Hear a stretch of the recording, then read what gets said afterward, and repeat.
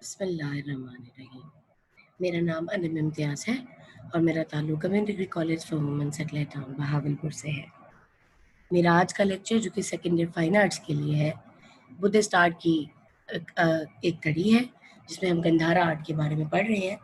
ये आज का नंबर है लेक्चर नंबर 8, जिसमें हम रिलीफ स्कल्पचर्स के बारे में बात करने वाले हैं। आपकी स्क्रीन पर इस वक्त शो हो रहा है टाइटल ऑफ द बुक, जिसमें आपको बहुत अच्छे तरीके से आपकी स्क्रीन पर इस वक्त शो हो रहा है टाइटल ऑफ द बुक, जिसमें आपको कदीम इंसान और फ़न मुसव्वरी, वो किताब है जो पिछले हम तमाम लेक्चर्स के अंदर कंसल्ट करते रहे हैं। ये किताब पॉलीमर पब्लिकेशंस में से है और आज हम इस किताब का सफ़ा नंबर 287 जो है कंसल्ट करने वाले हैं। आपको जितनी भी मैं आज डिस्कशन करूँगी उसका सारा मवाद सफ़ा नंबर 287 पे अवेलेबल होगा। ये चैप्टर नंबर 8 है इस किताब में और बुद्धिस्ट आर्ट के अंदर हम आज बात करेंगे गंधारा आर्ट के बारे में, जो कि हम अब तक पिछले पूरे तमाम चैप्टर्स और लेक्चर्स में पढ़ते आए हैं, जो कि बुद्धिस्ट आर्ट की एक कड़ी है। इसी तरह आर्ट की एक दूसरी फॉर्म है जिसका नाम है Ajanta art. Ajanta art art of painting है और उसके बारे में हम आने वाले लेक्चर्स में बात करेंगे। गंधारा आर्ट, जैसे कि आपको मालूम है कि गंधारा आर्ट में 2 तरह के आर्ट फॉर्म्स डेवलप हुई हुई हैं। पहली का नाम था गंधारा आर्ट में स्कल्पचर इन द राउंड और दूसरी का नाम है sculpture in relief. Sculpture in round का मतलब ये है कोई ऐसा स्कल्पचर जिसको हम चारों तरफ से देख सकें, लेकिन स्कल्पचर इन रिलीफ क्या है ये हम आज बात करने वाले हैं। स्कल्पचर इन राउंड जैसा कि मैं आपको भी बता चुकी हुई हूँ, लेकिन स्कल्पचर इन रिलीफ के बारे में राउंड स्कल्पचर के अलावा स्कल्पचर रिलीफ में भी मुजस्मा साजी की कुछ मिसालें मिली हैं। रिलीफ भी 2 तरह के किए जाते हैं। स्कल्पचर इन रिलीफ से क्या मुराद है? ये है sculpture is a technique where the sculpted elements remain attached to a solid background of the same material. यानी जो स्कल्प्टेड एलिमेंट है वो बैकग्राउंड से अटैच्ड होता है और सेम मटेरियल का होता है। जिस मटेरियल का बैकग्राउंड है उसी मटेरियल का आपको फ्रंट का सॉलिड स्टफ भी मिलेगा। The terms relief is from the Latin verb relievo, to raise, यानी उभारना। आगे अब आपको मैं बता रही हूँ टाइप्स ऑफ रिलीफ स्कल्पचर, जो कि ऑल्टो रिलीफ और बेस रिलीफ है। अब ऑल्टो रिलीफ से क्या मुराद है? ऑल्टो रिलीफ से मुराद है कि वो अजसाम जो तकरीबन गोलाई में बने हुए होते हैं लेकिन उनकी एक सतह सीधी होती है, यानी वो सतह से चिपके तो होते हैं मगर काफ़ी ज़्यादा उभार कर बनाए जाते हैं। ठीक है, आपको मेरे ख्याल में ये समझ आ गया होगा। आगे देखिए बेस रिलीफ। बेस रिलीफ में सतह पर हल्के उभार से इंसानी अजसाम को नुमाया किया जाता है और कम गोलाई यानी दिखाई जाती है। It is developed with low height of impressions and it has less details and it is attached to the surface. देखिए इन दोनों में डिफरेंस ये है कि दोनों सरफेस से अटैच तो है लेकिन हाइट का डिफरेंस है। यानी ऑल्टो रिलीफ में थोड़ी सी हाइट ज़्यादा होगी, थोड़ी सी डिटेल्स ज़्यादा होंगी, उभार ज़्यादा होंगे, हाथों पाँव चेहरे और जिस्म के बाकी गोलाइयाँ बेहतर हैं। लेकिन बेस रिलीफ के अंदर गोलाइयाँ थोड़ी कम और थोड़ी फ्लैट एलिमेंट ज़्यादा होता है। अब आपके सामने स्लाइड पर शो हो रहा है Buddha religious like subject matter क्या है। 3 तरह के सब्जेक्ट मैटर्स हैं जो कि इस सब्जेक्ट में इस्तेमाल किए गए हैं। पहला है बुद्धा रिलीजियस लाइफ, दूसरा है बुद्धा की नॉन रिलीजियस लाइफ और तीसरा है जातका कहानियाँ। यानी बुद्धा की ये तमाम कहानियाँ इन जातका कहानियों से कनेक्टेड थी।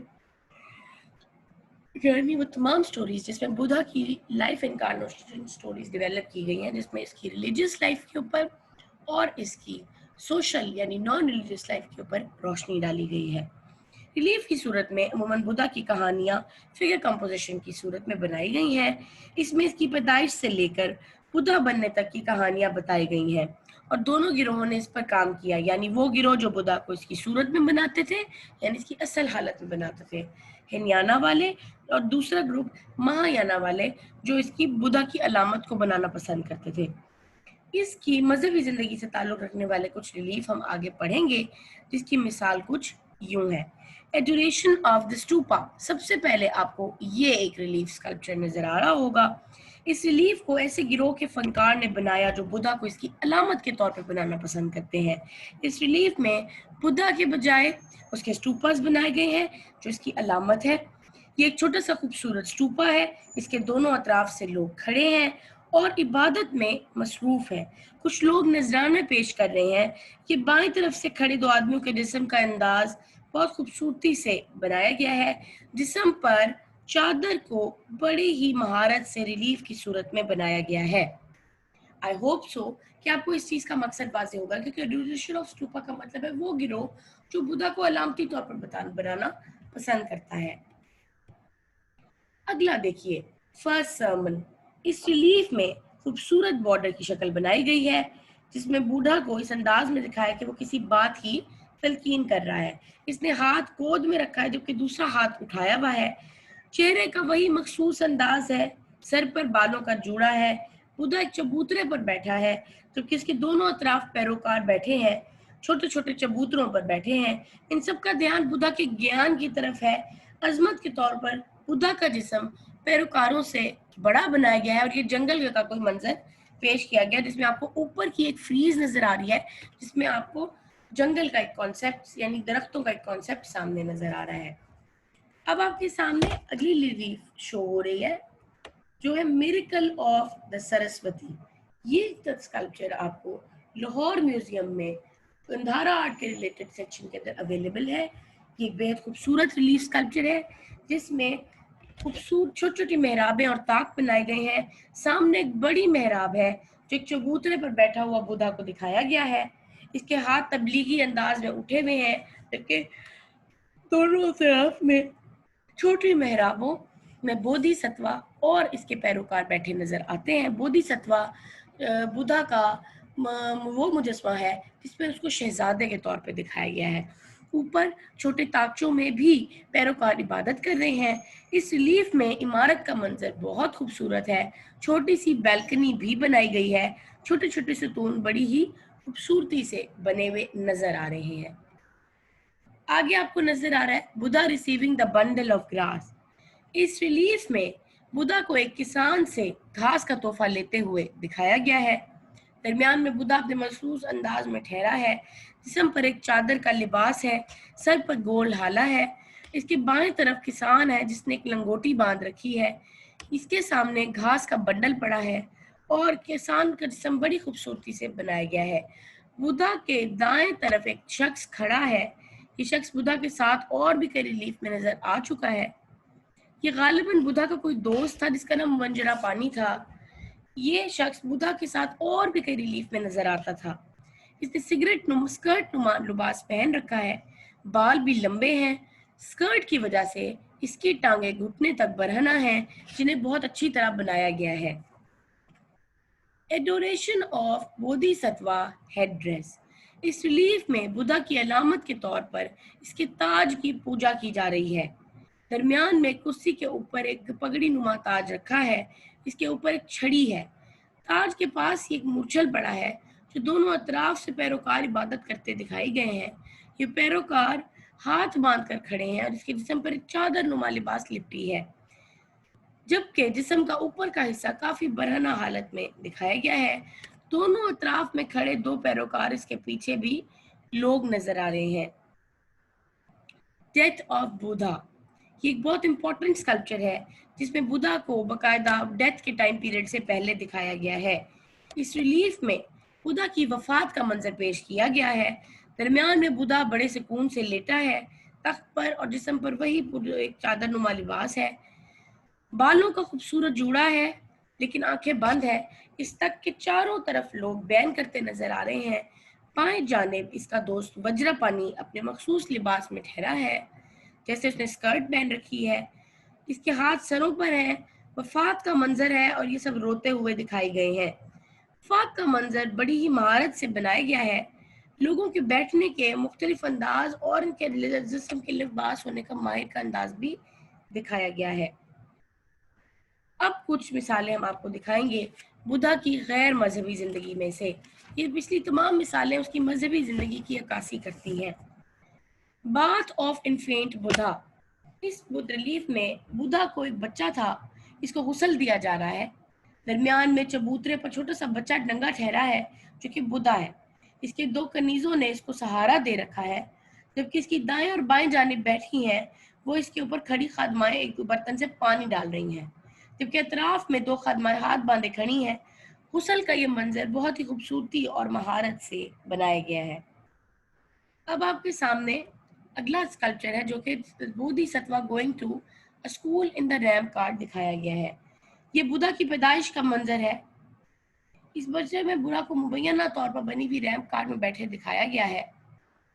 वो एक जुलूस की शक्ल में स्कूल जा रहा है और आगे पीछे खादिम है, जिन्होंने अब हाथों में कुछ उठा रखा है। दो मेंढे गाड़ी को खींच रहे हैं और गाड़ी को इसको बड़ी महारत से बनाया गया है। गाड़ी का पहिया ऊपर बैठा बुद्धा, जबकि एक कुचवान गाड़ी चला रहा है। जुलूस जैसा ये मंजर बड़ी ही महारत से बनाया गया है। Birth of Buddha. Birth of Buddha में बुद्धा की पैदाइश का मंजर दिखाया गया है। रिवायत के मुताबिक रानी ने जब बुद्धा को जन्म देते हुए देखा तो अपनी माँ के यहाँ जा रही थी, मगर रास्ते में ही बुद्धा की पैदाइश हो गई। इसी मंजर को इस रिलीफ में बयान किया गया है, जहाँ रानी खड़ी है और इसके ऊपर दरख्त का साया है। इर्द गिर्द खादमाएं खड़ी हैं और एक रिवायत के मुताबिक बुद्धा ने अपनी माँ की पसली से जन्म लिया था। इसी हालत को रिलीफ में दिखाया गया है। बुद्धा अपनी माँ के बाएं पहलू से बाहर आ रहा है, जबकि खादमा इसे दोनों हाथों से पकड़ रही हैं। अगरचे खादमाएं हाथ बांधे खड़ी हैं। ये एक बड़ा ही खूबसूरत रिलीफ स्कल्पचर है, जो एक पैदाइश का मंजर पेश कर रहा है, जो पैदाइश की खूबसूरती है कि माँ